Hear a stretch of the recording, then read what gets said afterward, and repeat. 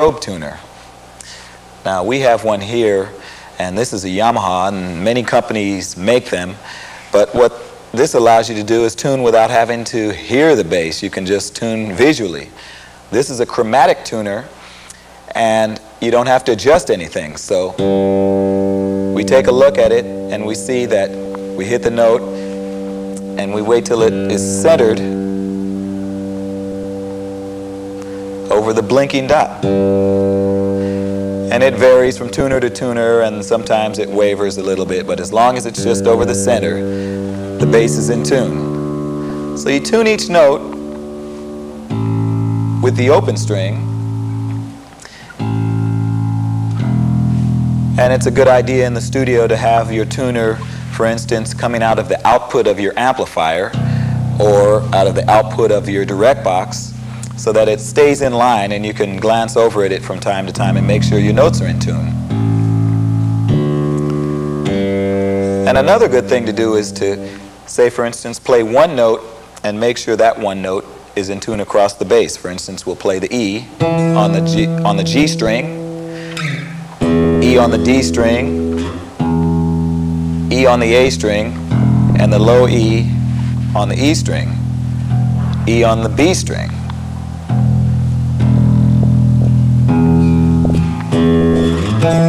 And that just allows you to check with your ears to see if the notes are in tune. Now all of that is fine, but the bass must be intonated.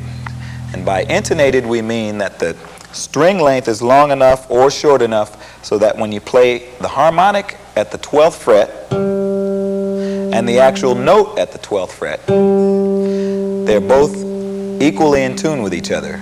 And one of the tricks that we usually use, usually if you have to take your bass into the shop and get it intonated, one of the tricks that we usually use to intonate it is just rest it on your lap and get a Phillips screwdriver or whatever the screwdriver you need for your bridge would be. Go down here to the bridge and lengthen or shorten the string yourself. So for instance, you can see the bridge moving, and that way makes it longer or shorter. So a trick to intonating your bass now is we would take a look at the tuner, we would tune the note to G,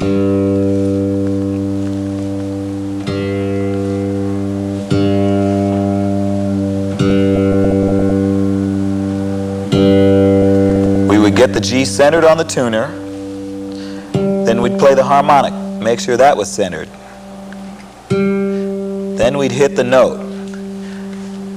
Now if I notice that the tuner is a little bit off, for instance sharp, that means I have to lengthen the string to make it flatter again. So we go down to the bridge and make the string longer. Now one trick that I usually use in determining whether I should make the string longer or shorter is I look at the tuner, and if the notes move to the right of the center position, that means I have to move the bridge to the right or make it longer. And if the notes on the tuner move to the left of the center position, that means I move the bridge to the left. Seems confusing at first, but you'll get the hang of it.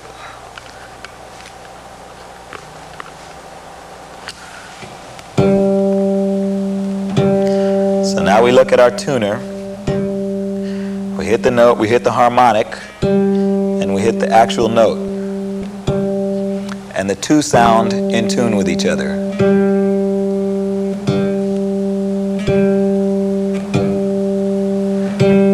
Now your bass is intonated, and all the notes will be in tune throughout the neck.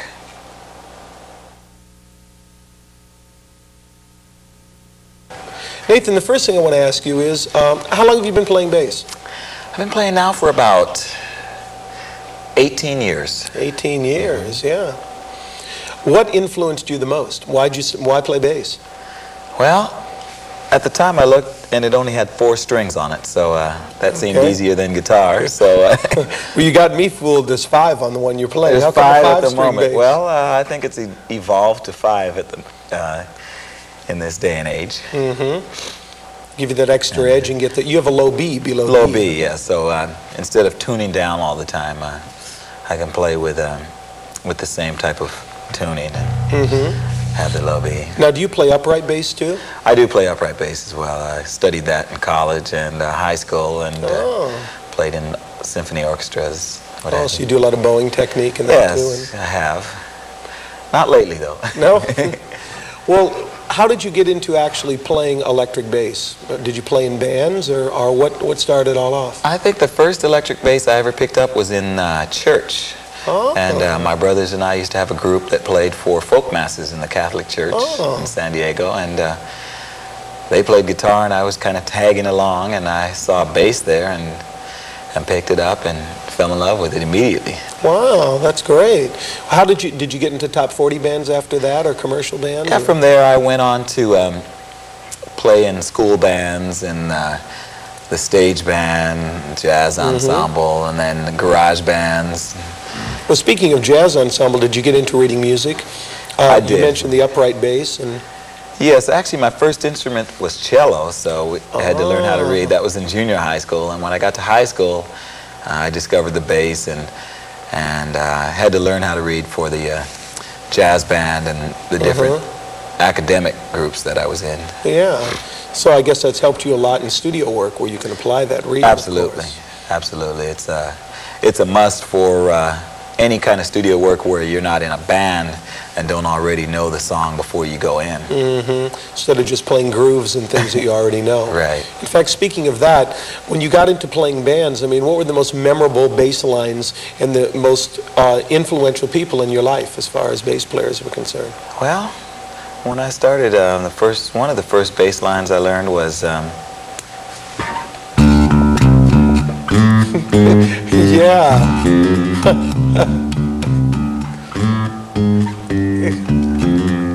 and Cream was out, and the ironic thing is that 18 years later, I'm playing it with Eric Clapton. Yeah, that's again, right. You know, Yeah. and You guys are going on tour again, too, huh? yes, we've been touring around the world, and we're on our way over to the Royal Albert Hall in London to play this in about a week or so. Wow, that's great. That's terrific. So I think back then, a lot of groups where I was very influenced by James Brown, some Yeah. of his bass lines. Top of the Stack was one of the first ones.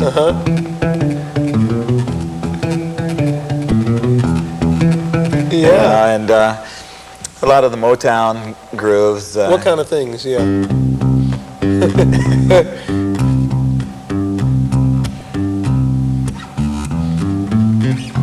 You know, those kind of things. Yeah. And I used to say, well, what is that playing that? You know, and the bass line was always very memorable.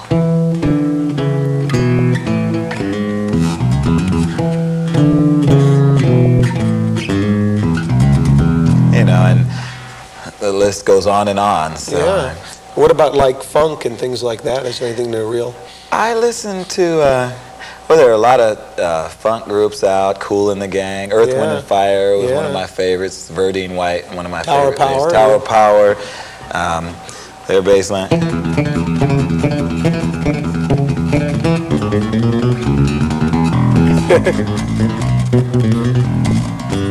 You know, and Herbie Hancock had Paul Jackson was playing bass with him, and he used to do it.